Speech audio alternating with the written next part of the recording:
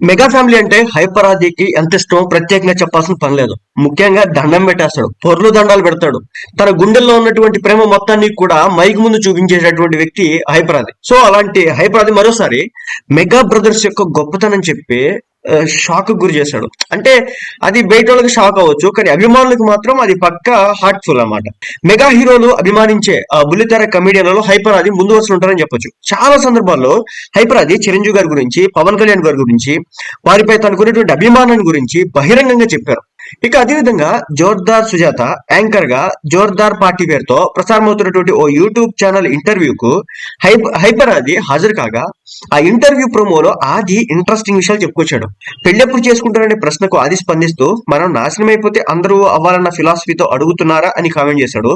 ఇక తన love story గురించి హైపర్ ఆది చెప్తూ, అందరితో విచ్చలవిడిగా మాట్లాడే నేను ప్రేమించిన అమ్మాయితో ఆ రోజు మాట్లాడలేకపోయానని చెప్పుకొచ్చాడు.